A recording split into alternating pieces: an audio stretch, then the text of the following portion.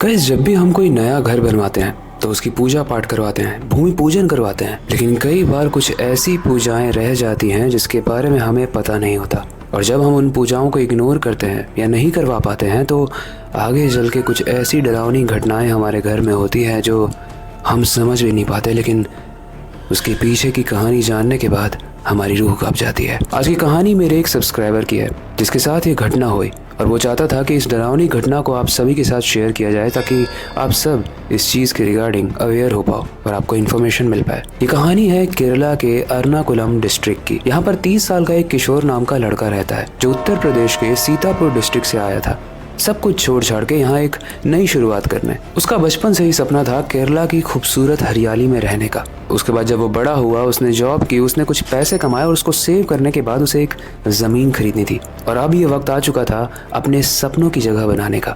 केरला में काफ़ी भागदौड़ करने के बाद उसे एक बहुत ही सस्ती सी ज़मीन मिलती है और इस ज़मीन के मिलने के बाद वो बहुत खुश हो जाता है क्योंकि अब उसका सपना साकार होने वाला था। वो वहाँ पे रहने वाला था जहाँ पे बचपन से ही उसका सपना था। किशोर ने उस जमीन को खरीदते ही उस घर पर कंस्ट्रक्शन शुरू करवा दिया और लगभग 2 से 3 महीने में ही उसका घर का ग्राउंड फ्लोर रेडी हो गया। अब केरला में उसका कोई अपना नहीं था, लेकिन केरला उसे बहुत पसंद भी था और जब तक उसका घर बन रहा था उसे रहने के लिए कोई जगह चाहिए थी, लेकिन केरला में रेंट बहुत ज्यादा थे। इसीलिए वो ये डिसाइड करता है कि वो अपने अधूरे बने हुए ग्राउंड फ्लोर वाले घर में ही रहेगा और इसी तरीके से वो कंस्ट्रक्शन के काम को सुपरवाइज भी कर पाएगा। वो देख पाएगा कि कौन सा लेबर कब काम कर रहा है और कौन सा आराम कर रहा है। इसीलिए अपने घर के एक छोटे से कोने में उसने एक खाट बिछाई और चादर तान कर आराम से सो गया। किशोर की आंख बस लगी ही थी कि उसकी खाट एकदम तेजी से हिलने लगी। उस खाट के हिलने की वजह से किशोर भी नीचे गिर गया और उसके कमर पर बहुत तेज चोट लग गई। इस हादसे से किशोर काफी सहम गया।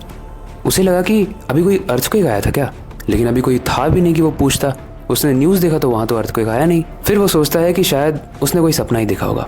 वो खाट को उस कोने से निकालता है और उसको घर के बाहर ले जाने लगता है। लेकिन अब आने वाला है कहानी में एक ट्विस्ट, क्योंकि जब वो खाट को बाहर ले जा रहा था तो क्योंकि उसके घर में कंस्ट्रक्शन का काम चल रहा था, उसके घर में एक भी दरवाजे नहीं थे और जैसे ही वो अपने खाट को बाहर निकाल कर ला रहा था उसे एक बहुत ही खूंखार जानवर की आवाज आती है। लेकिन जब तक उसे कुछ समझ में आता, उसके घर का एंट्रेंस यानी जहाँ से एंटर लेते हैं घर में, वो ढह गया, नीचे गिर गया और लकीली किशोर तो बच गया।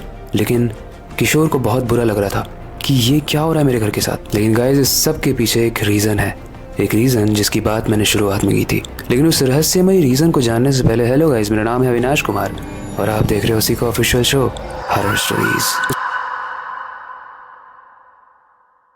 उसके घर के शुरुआत में बस एक ही एंट्रेंस डोर था, मतलब एक ही दरवाज़ा था जिससे वो अंदर और बाहर हो सकता था। उसके अलावा उसका घर एकदम गुफे की तरह अंदर तक था। अब जो पहला एंट्रेंस था जहाँ से घुसते हैं वही ब्लॉक हो गया घर के ढहने की वजह से, तो अब वो घर से बाहर भी नहीं जा सकता था। थोड़ी ही देर में किशोर के पसीने छूटने लगते हैं क्योंकि एक ऐसा घर था जिसमें कंस्ट्रक्शन चल रहा था, इसलिए यहाँ पे इलेक्ट्रिसिटी का कनेक्शन भी नहीं था। ऊपर से उसे एक खूंखार जानवर के गुर्राने की आवाज़ अभी भी आ रही थी घर के बाहर से। किशोर किसी तरीके से बस इस रात को गुजारना चाहता था क्योंकि सुबह जब होती तो कारीगर आ जाते और उनके साथ वो सेफ फील करता और दिन भी हो जाती। लेकिन अभी तो रात थी ना, किसी तरीके से गुजारनी थी। वो घर के बीचों बीच चला जाता है और जैसे ही वो बीच में खड़ा होता है वो काफ़ी सहमा खड़ा होता है, लेकिन तभी उसके पीछे से मानो कोई तेज़ी से निकलता है।